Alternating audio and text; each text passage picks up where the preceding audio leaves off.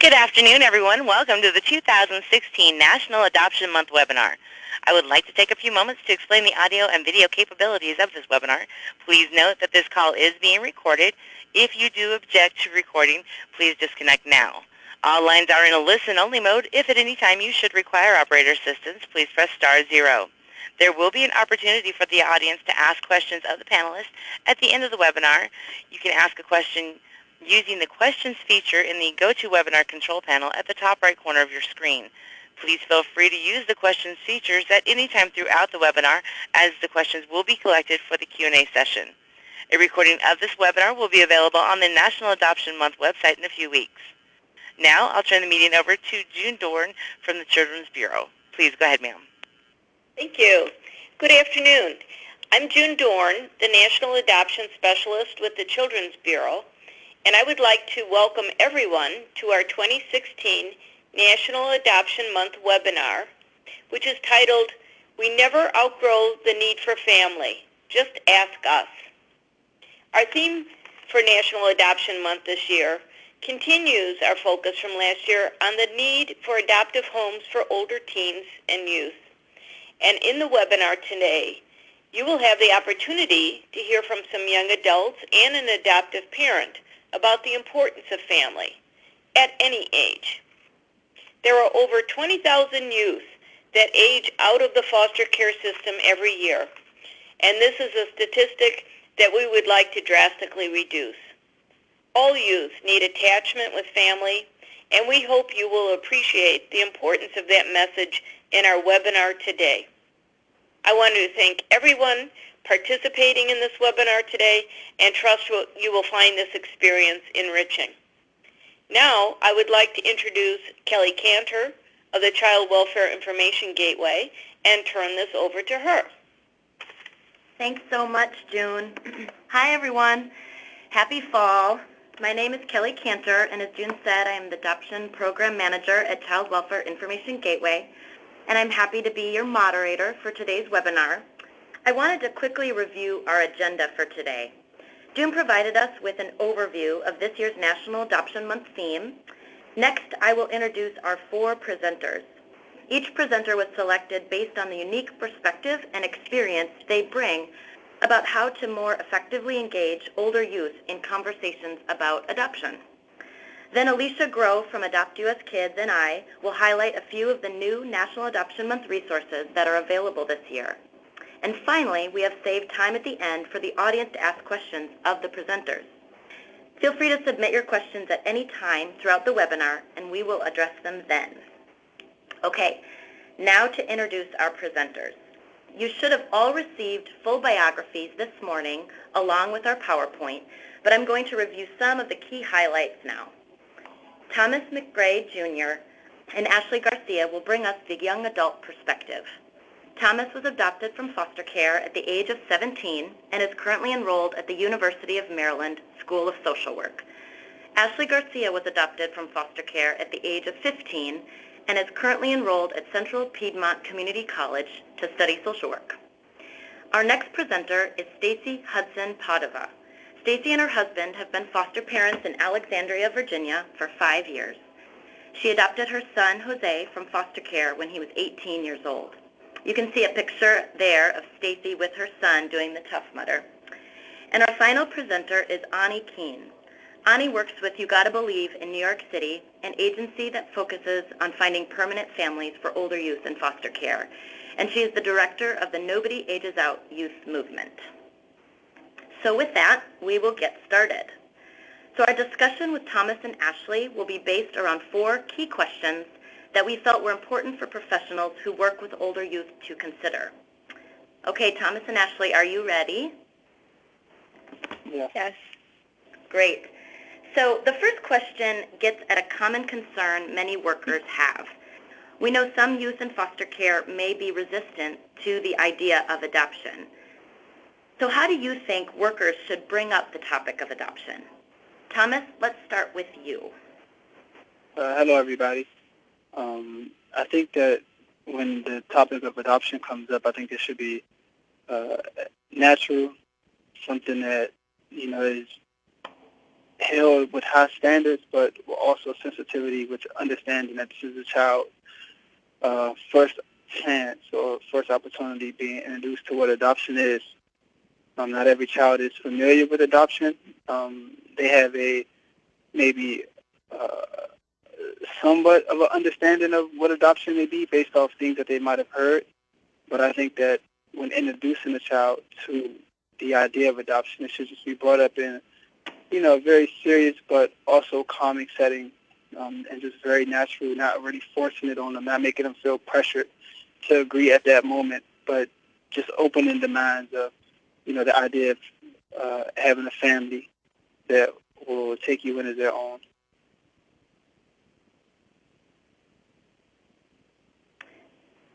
Great. Thanks, Thomas. What about you, Ashley? What would you say is important for workers to understand about how to bring up the topic of adoption?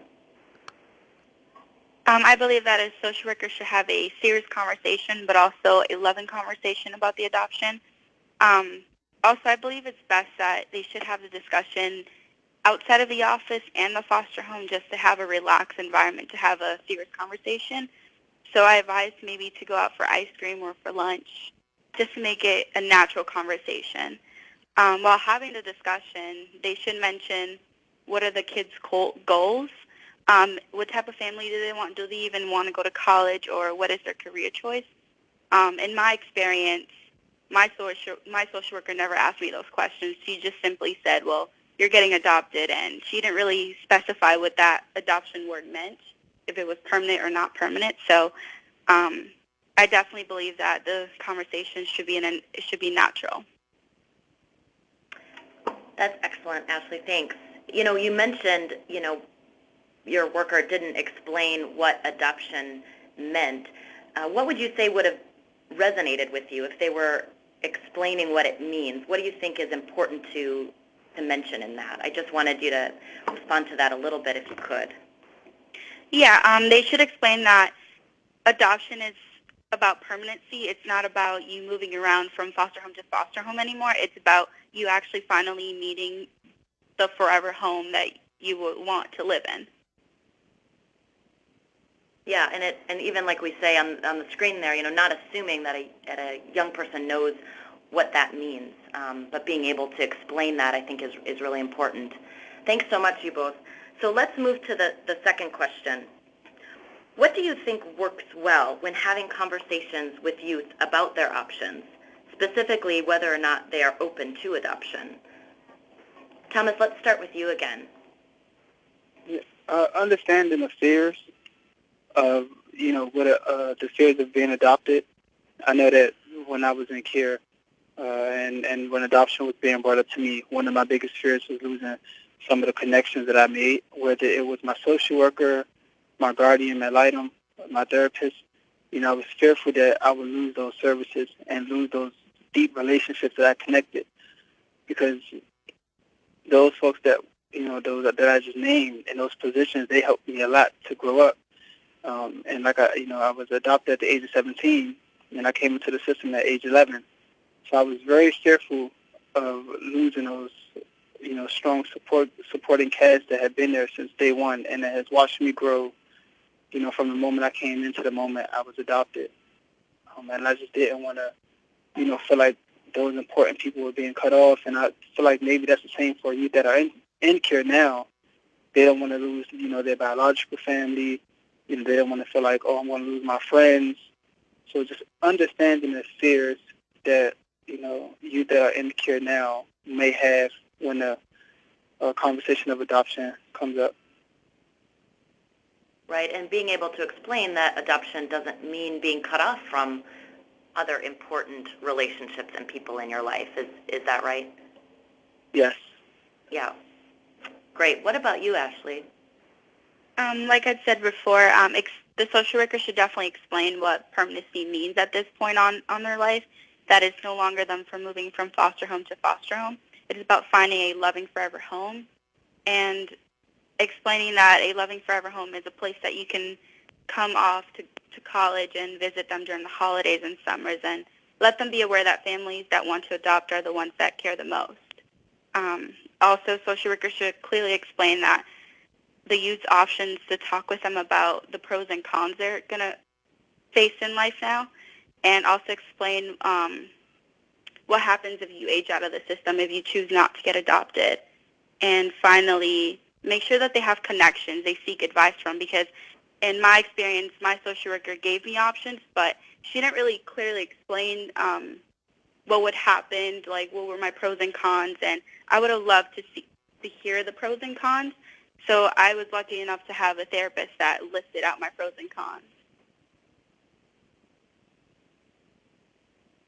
And we have a lot of professionals that are on the call right now. Do you have specific examples of what some of those pros and cons are, Ashley?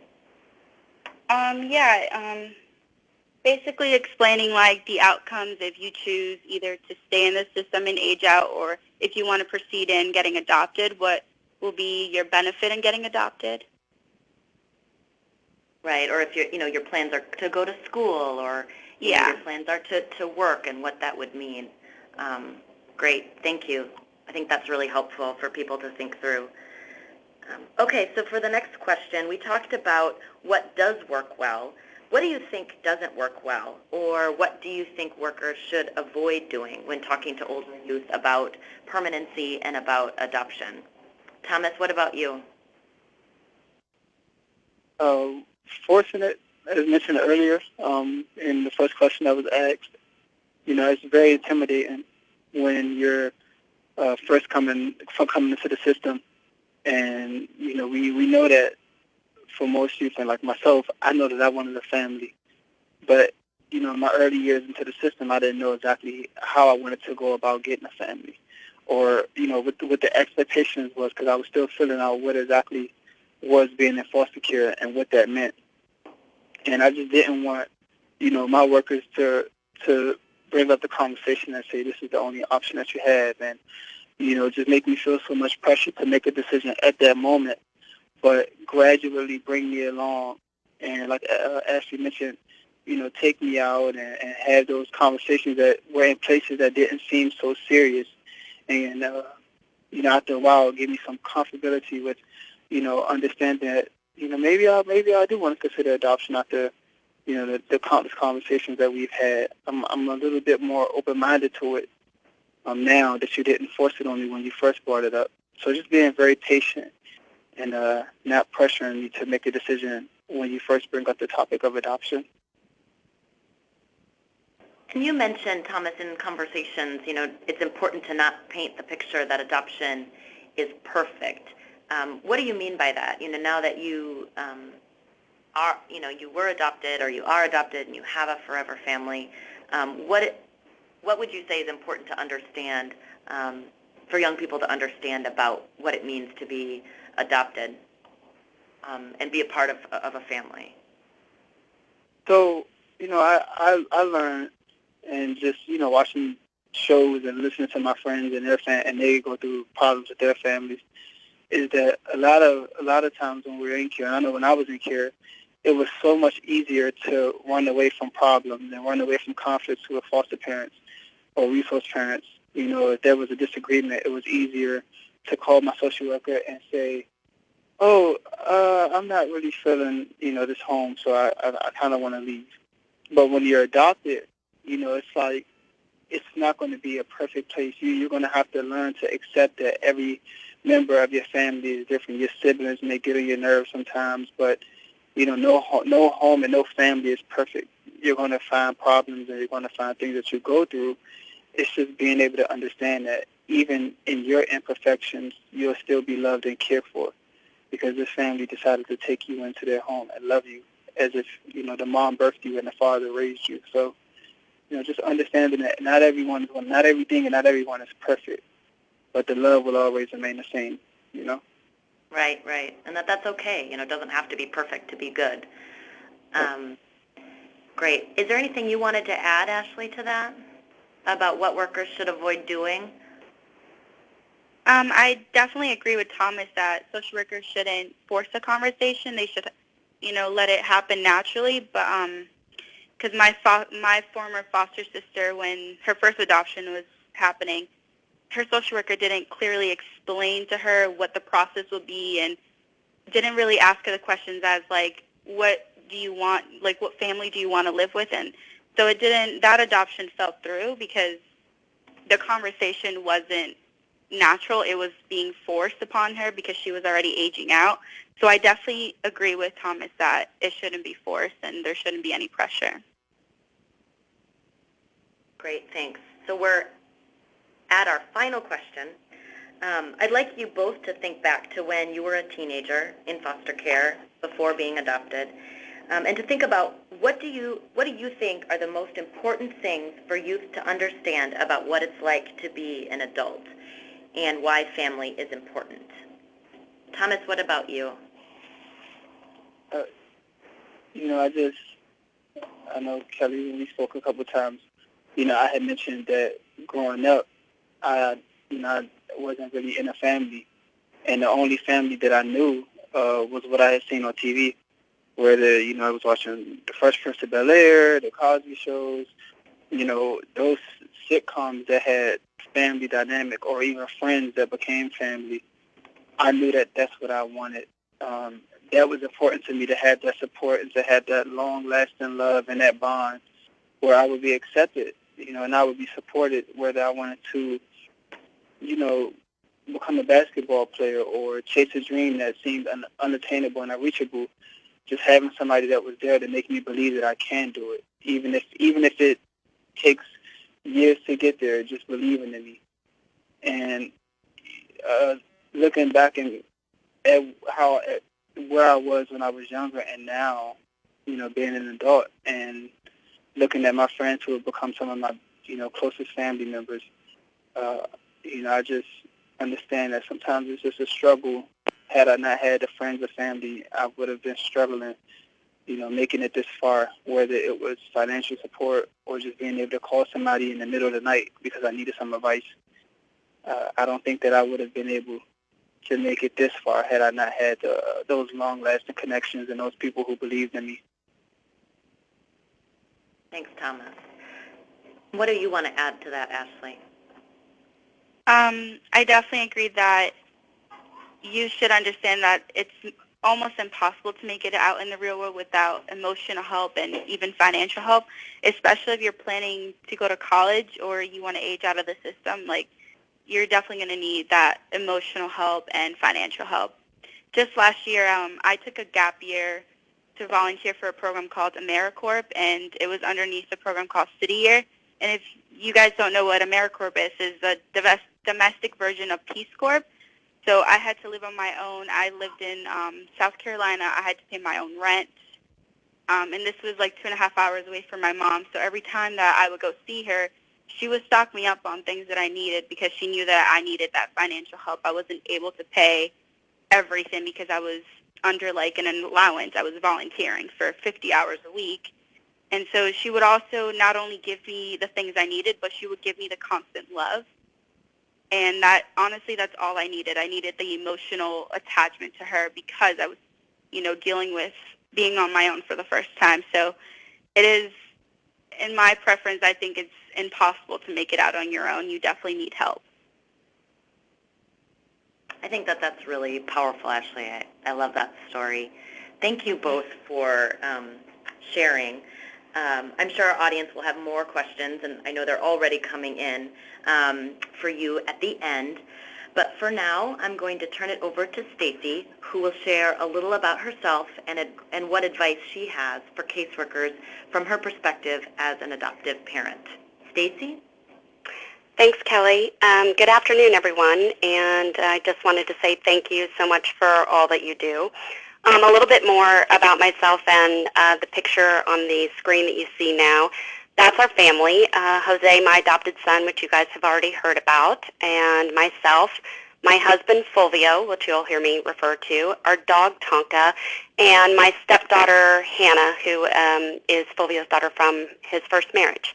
I actually married late at the age of 38 to Fulvio when Hannah was 8 years old. So after several losses and miscarries, I realized that I couldn't have children, and I was well into my 40s, and we really wanted to have a larger family. So when we first thought of adopting, we were looking at younger children, as most people do, because we thought our daughter Hannah wanted to be the older sister. Well, we ended up fostering, and it actually was the best thing that happened to us. We brought an older boy into our home and realized that Hannah really loved being a younger sister. So that opened up many windows for us. With the time that I have with you today, there are just a few points I'd like to make. The first is many of you that with me is we really bring human personality into the family. Being older, and I didn't want to start our career lifestyle, so things don't require diaper changes and they don't require boosters, and it was really something. Stacey, Yeah. Stacey, I'm sorry. It's kind of cutting in and out. I just wanted to let you know. Oh, okay. Can you hear me better now? Yes. Sorry to interrupt. Okay. No, that's okay. Thank you. So these things coming in, we've just been able to. I'm sorry. Pardon the interruption, Stacey. Your line is still cutting out. That's better.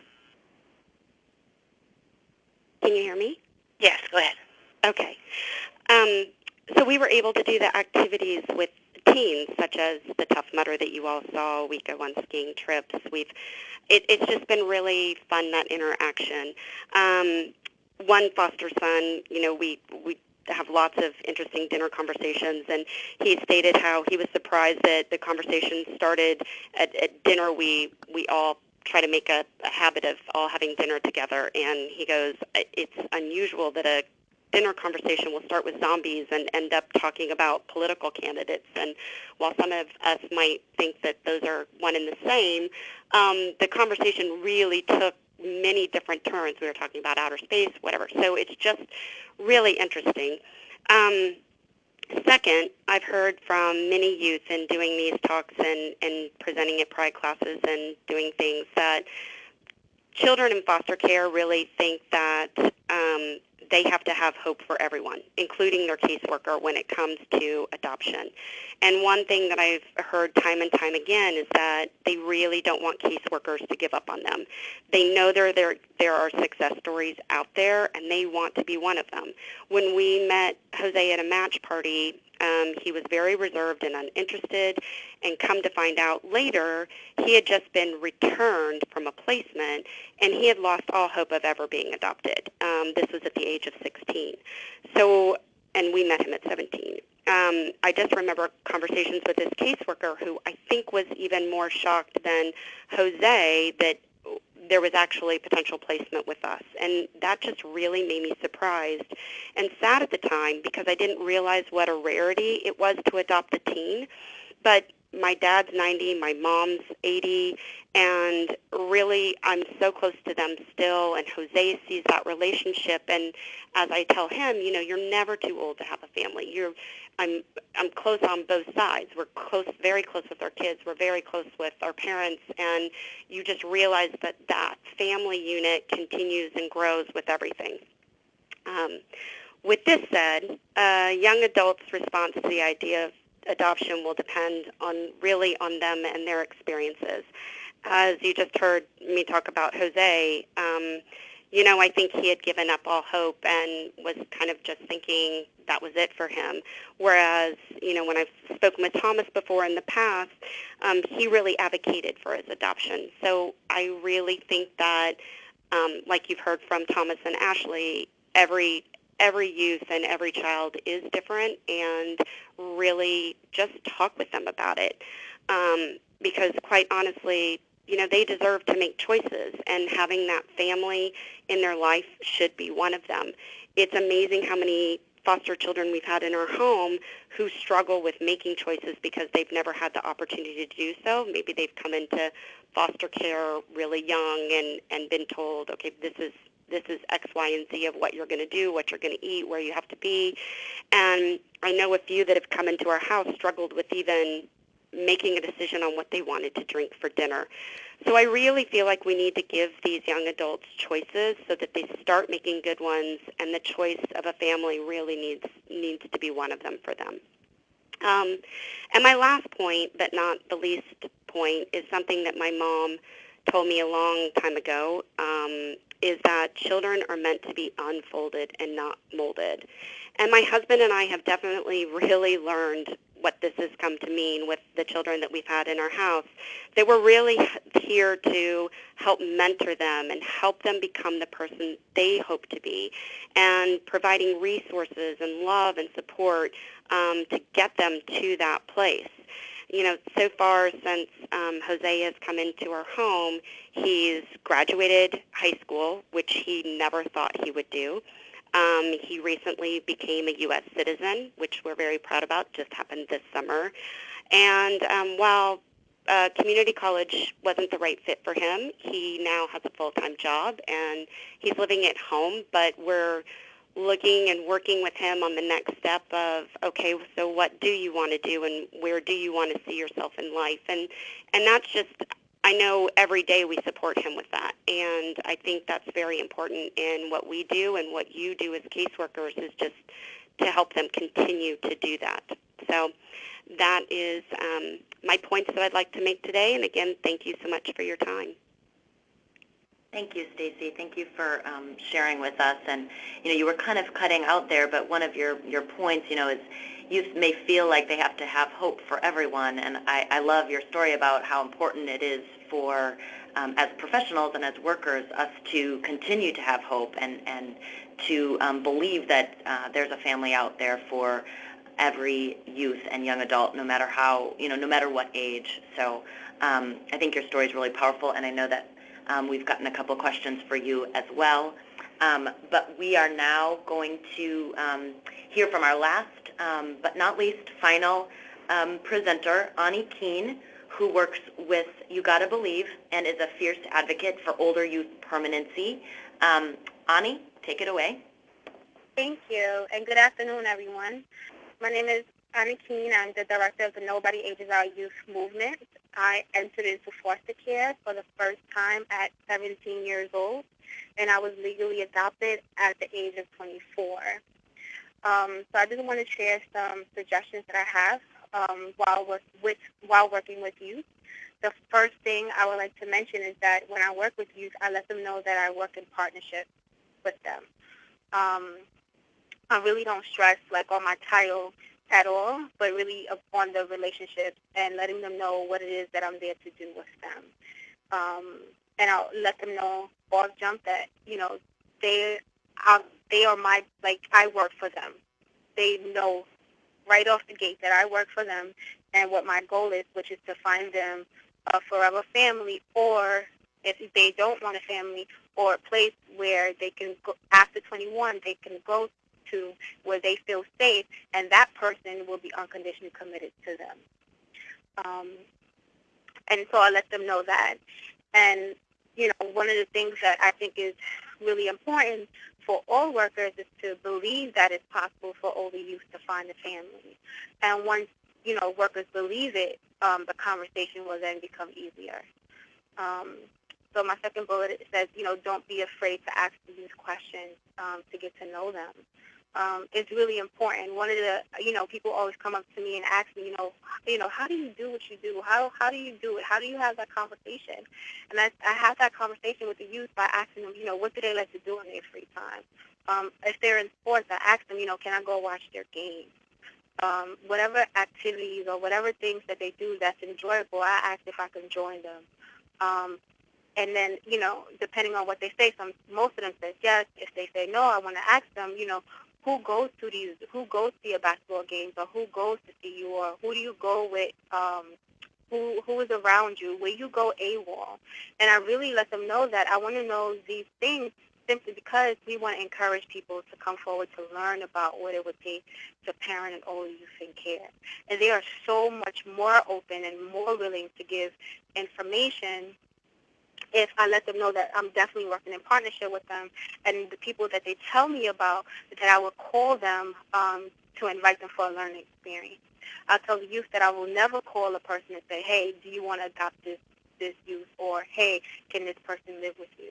But instead, I have the conversation and say, hey, would you like to come and learn about what it would be like to to take care of a youth in care? Would you like to come and learn about what it is that I'm doing? And from that, then they share a lot of information with me. Another thing that I really do stress is, some workers are afraid to ask questions about where the youth goes AWOL. Some of them are nervous about re-traumatizing the child, so it's uncomfortable, with going back and bringing up past relationships, people the youth might have missed. But I think that it's more traumatizing if we don't find them a family. So I think it's extremely important that we, as workers, moving forward, that we ask those challenging and uncomfortable questions for better outcomes for the youth. Workers need to engage and encourage all parties who are interested in being part of the youth life. Is extremely important. There's so many stories where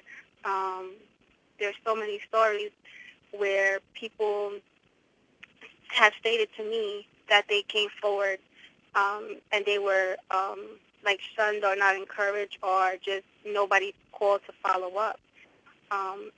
And usually when I go back to the work and I said, hey, I have this cousin that stated that, she met with you last year and she would like to move forward, and there was no follow-up. Can we engage this person now? And then, some of the responses was, they're too young, they're too this, the attitude, why they're coming in now, how come they didn't come 3 years ago? And so many things that came up. And my response to that is, she's here now. So what can we do to engage and encourage her now, right? Another example that I would like to share is that I got a referral of a young man who was 17 years old who came into care at birth. And, they did everything that they could possibly do to find him a adoptive family with strangers. So they put his picture out. They had meetings about him. They shared his story with families, foster families, prospective adoptive families, and there was nothing happening. So then the case was referred to You Gotta Believe. And when I went to go meet with the young gentleman, the first thing I asked the young gentleman was, who do you miss? Who would you like to see that you haven't seen in a while? He said, I would want to see my mother. I haven't seen my mother in years, and I want to see how she's doing. And I said, wow, tell me something that you remember about her, or tell me something that you really like doing with her. And within that conversation, I was able to take notes. After that, I was able to get in contact with his mother. Now, the reason why people didn't encourage or engage the mom was because the mom had mental health issues and suffers from substance abuse. But I was still able to meet with mom, who then led me to her biological mother, who then led me to her brother. So I was able to meet with grandma and meet with uncle, have uncle and wife who are stable. They are not on drugs. They work full-time and are really good people to come to the classes to learn about the experience.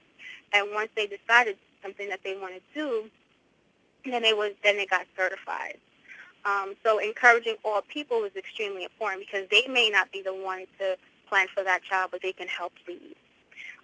One last final point is to be honest and forthcoming about independent living, right?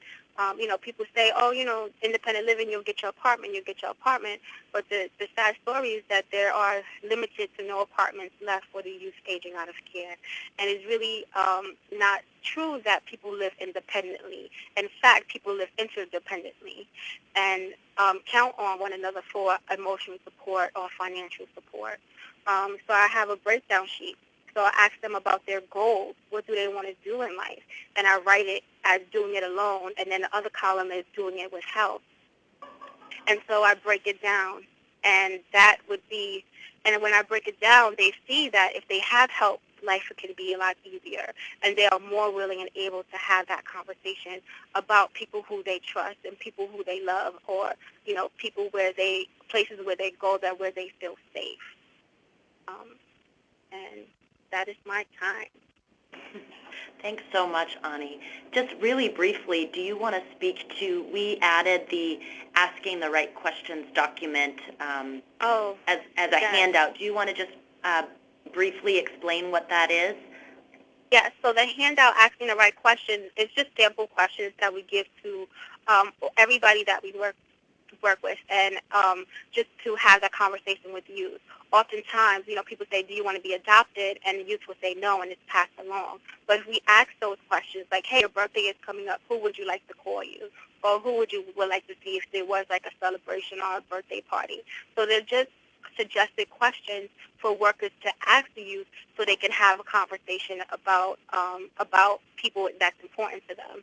And then we as workers can follow up with those people to see what they are able or willing to do. So that's a list I think is extremely important. If you read it, it can be helpful with furthering the conversation about family. Excellent. Thanks, Ani. And just for the audience, you can find that in the right side column along with the webinar slides and the presenter biographies in the right-hand column of your control panel.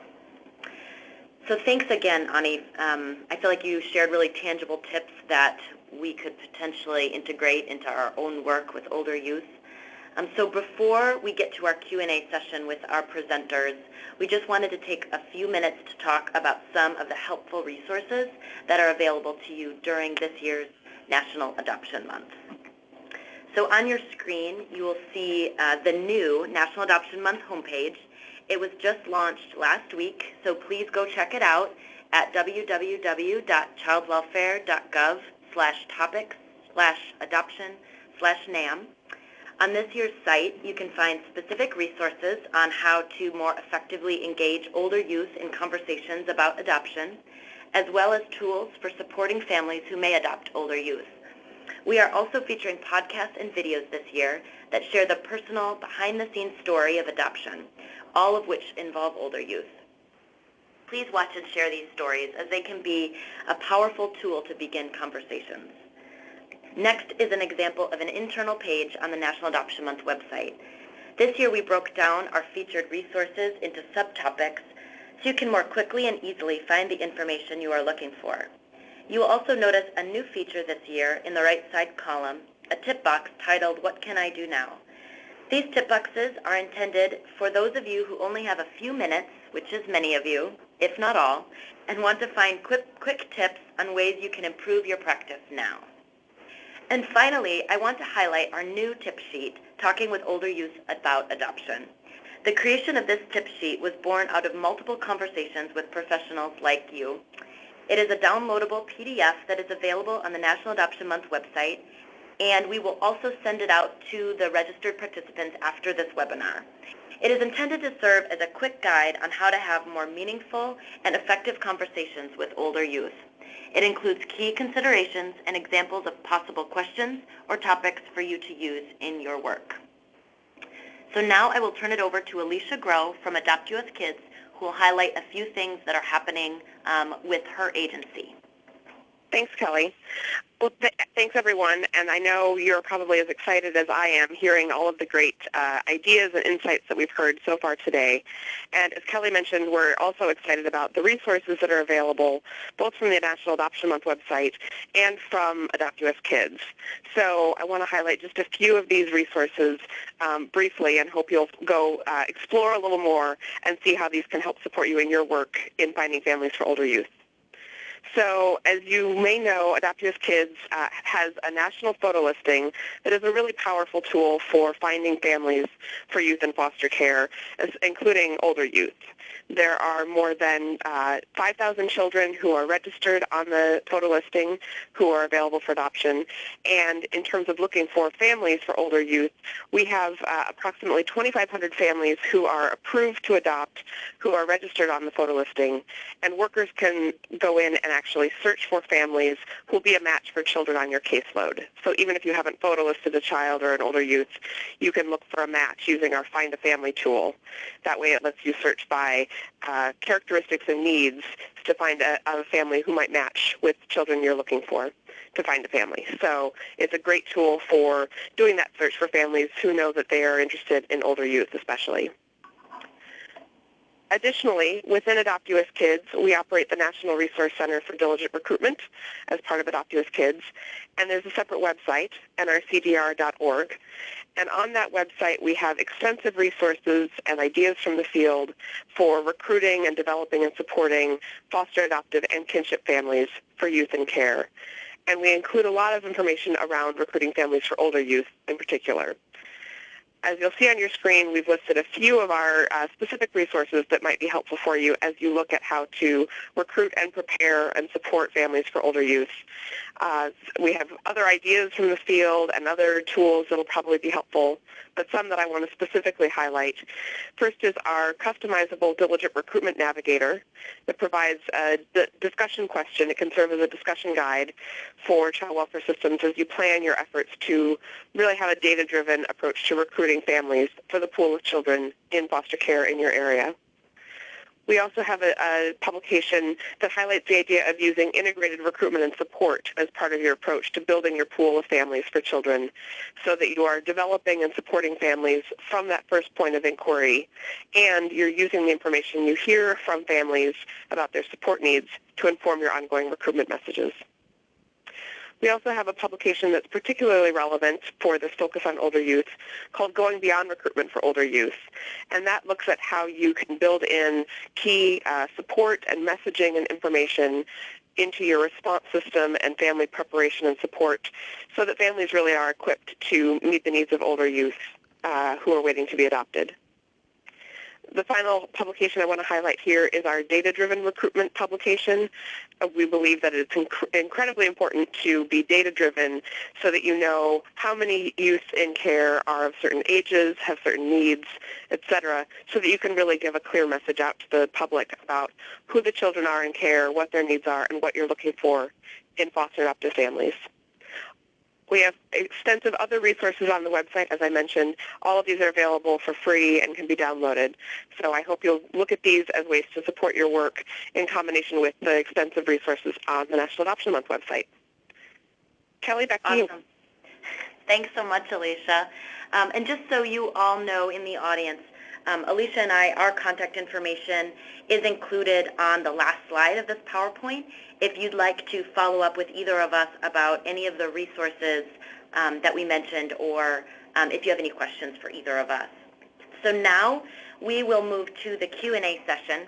So this is a chance for our audience to ask questions of any of the presenters you heard today.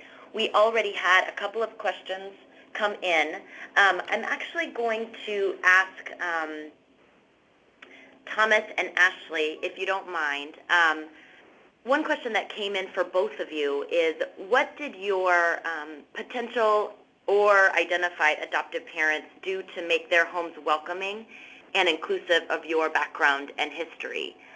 Thomas, if you feel comfortable and want to answer that first, and then we can ask Ashley the same question. Okay.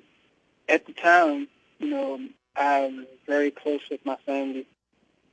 We actually knew my adoptive mom's son when we were in the 6th grade. It was my first year in foster care, and you know, we kicked it off. We were just really, really, really good friends, and I think just that moment, you know, of having my first friend and being comfortable with somebody that I was able to open up with, you know, and maintaining that friendship for, you know, all those years up until junior year. And then, you know, junior year is when I asked, you know, my adoptive mom if she could adopt me.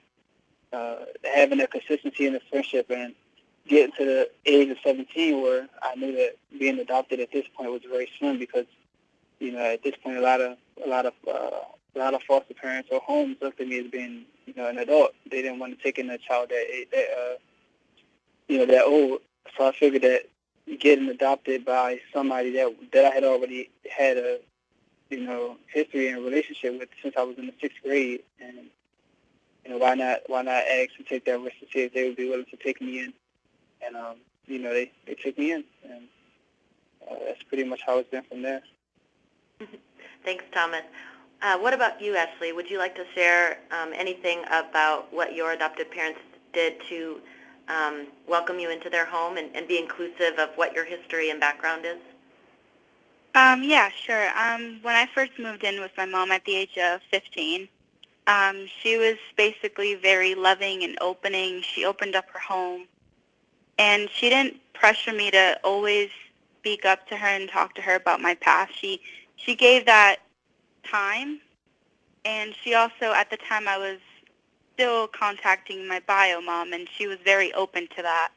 And at the time, it was a really difficult situation, and I appreciate her understanding that our relationship would have taken time. She also gave me the opportunity to decorate my own room. Like, she definitely made sure that I felt like it was my home. She didn't pressure it towards me, and we just built a really strong relationship by understanding both each other. And just to follow up on that, Ashley, just another question that someone asked was the relationship with your biological mom. How was this discussed through the adoption process? And you don't need to answer it, but that was a question that came in, and I think people are curious about how to navigate those conversations when you were in touch with both. Of course. My adoption was an open adoption. Well, it was a close adoption, I should say. And my social worker tried her best to find the perfect parent that was open to have that relationship with a youth that is contacting their bio family. And it definitely was an awkward conversation, but it was needed, and we all three of us sat down and explained to one another our feelings about it, and we came to run down that, what if it doesn't work out, it was meant to be that way. And I have to say that I appreciate that my foster parents were also engaged in it as well, and my adopted parent was open to it, because at the time I was so young, I was like, oh yeah, I want to keep everyone in my heart and talk to everybody, not shut anybody out. And now that I look back into it, I wish that I put my attention more on my on my adopted mom more than my bio mom.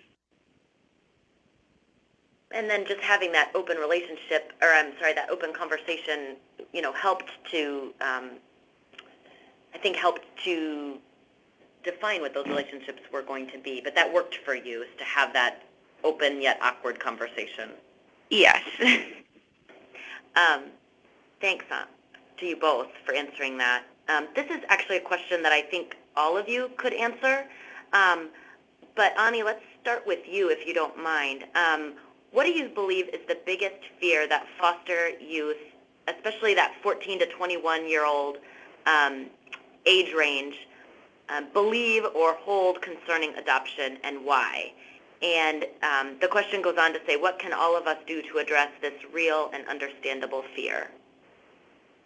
So the most common thing about adoption, why all the youth in care don't want to be adopted, is because they don't want to reject their biological family. So then the conversation is had that it's not about rejecting or replacing your biological family. It's about adding on to your family, so your family is growing.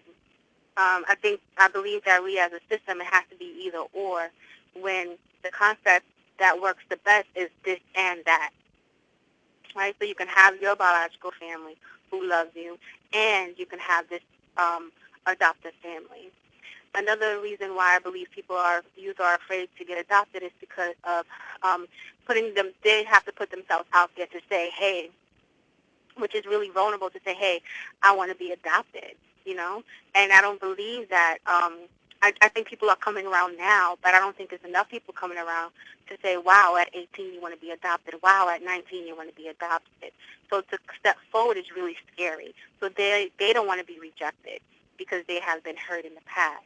But if we have the conversation with the youth to say, hey, who loves you, who do you feel safe, and invite that person to the class, then we put the pressure on the parent, and that's not necessarily the youth. The youth has to agree to move in, and we hold the parent who they move in the home with understands that they're making an unconditional commitment. Another thing is, another reason why I believe youth have such a hard time with adoption is because some youth, they were adopted and they returned into care. So the word adoption doesn't mean the same thing, right? So, but if we approach it, say, hey, how about, the I just want to find, and this is what I tell those youth, I would like to find someone who's going to be unconditionally committed to you for a lifetime. And, I call it family, you call it friend, auntie, uncle, whatever you call it, that's what I'm looking for. And not necessarily put the pressure on a legal adoption until that youth is ready. But, all in all, that the person that we do find needs to be unconditionally committed to the child and needs to want to adopt the child and is willing to wait until that child can then say, hey, I'm ready and able and willing to be adopted. Thanks, Ani. What about you, Stacy? Is there anything that you would add from your perspective about what you would consider one of the biggest fears that older have about adoption?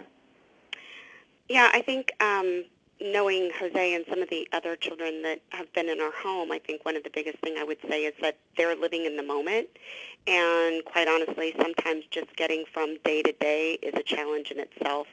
And thinking future and what might be out there is a bit much for them at this time. So when you're talking to them about, where do you see yourself and how about that forever family and what are you going to do when you're older and, you leave school for break and where are you going to go? They're not thinking about that per se at this time. They're thinking, okay, I've got to get through my class today, or I have therapy this afternoon, and I need to get through that. So I think one of those things is just really starting that conversation and allowing them to forward think versus just being in the moment and giving them the time to do that. Thanks, Stacey. I think that's really helpful. And I will ask Ashley and Thomas if there's anything that you think is one of the number one things that you think, because I think it's an important point, and that we talked about throughout the webinar, workers being able to address the fears and not being able to talk about them. So I'll ask you both as well. Is there something that you would say is the number one fear? Thomas, how about you go first? I kind of see myself the past couple of years been, I guess, revisiting those fears, even after being adopted. My thing is that you get adopted and then, you go through that honeymoon stage where everything is fine, and then you have to, deal with the struggle of I've gone through so much before that, even if I'm adopted, I'm still fearful that, what about, because I've been rejected so much, what happens if this family decides to reject me? Who do I turn to? And that's still my fear. That's still my fear to this day. I don't know if that helps, but I just think it's the fear of just you've gone through so much. You've seen so much. You've been rejected. You've been hurt by so many. And now, you get adopted and you're like, I trust this home, but in the back of your head, it's like you're still fearful that what if this happens again? Who do I want to? Thanks, Thomas. Anything you'd like to add to that, Ashley? Yeah, like Thomas said, the biggest fear for me as well was being rejected, since I've been rejected by a lot of people in my life, and even my own bio mom and her bipolarism, and I constantly still ask my adopted mom now if she loves me at just random times, just because I want the reminder that I'm being loved and, That it is forever. Yeah. Yeah. Thanks, you both. So one additional question that came in, Stacey, I'll turn it to you. What did you do to make your home welcoming to your adoptive son, and/or what needs to be considered in the process of adopting an older youth? We have about 4 more minutes, so, but feel free to answer either one. Okay, sorry, could you say the second one again? Sure. What needs to be considered in the process of adopting an older youth? I think there are lots of things to be considered, quite honestly. It's the needs that are in place and the care that's in place that they have now, and making sure that everybody is willing to continue that. Like Thomas said, it was very important for him to stay connected to his caseworker and maybe his therapist Jose to this day, I mean, let's see, he entered care at the age of 7, and he is still seeing his art therapist today, and he'll be 22 this week. So I think having that relationship and continuing those things and putting a value on them is very important as an adoptive parent to understand what the youth needs coming in to the home and facilities. We had to do special tutoring and classes to get him to where he needed to be to really advance him to make sure he graduated on time. So I think it's looking at those things and understanding as an adoptive parents that, they do have issues and you need to continue with those and really address them and help them get to where they want to be. Great, thanks. There are a couple of questions that we weren't able to answer, so I want you to know that you can email. We'll have our contact information on the last slide, and you can email any additional questions that you might have. We are going to close out with a question to Ani that came in. The question is, how should professionals navigate a conversation about the possibility of not being adopted while staying positive? And that's how it was worded. So I was just wanting to pose it to you because I think that that's something that many workers ask, and just wondering how you would respond. So really quickly, so when I have conversations with youth that don't want to be adopted, like I say okay, and I ask them what do they want? How are they willing to work in partnership with me to proceed? Now, my goal, and I make it very clear, my goal is to make sure that I find someone who's going to be unconditionally committed to you. That's what I tell the youth. And when I'm having a conversation with people around them about the importance to be unconditionally committed to the youth, I'm letting them know, like, I would only proceed. This is the perspective foster adoptive parents. I will only move forward with you if you're going to be unconditionally committed to this youth, because he or she is going to reject you for, and I will let them know whatever individual reasons they may have. My thing is the parents need to be unconditionally committed. I don't put the pressure on the youth. That's a commitment that I feel due to fear, due to trauma, due to everything else around them that they are afraid to make. So if we as a system say, hey, parent, I need you to be unconditionally committed to this youth, regardless if he or she runs away or whatever behavior, then that is the key. So there's no pressure for the youth. We only ask the youth to move in. And if the child is refusing to get adopted, I would really want to find out why. What are your fears? What are your concerns? And really meet them where they are, to really listen to what the youth is trying to tell you.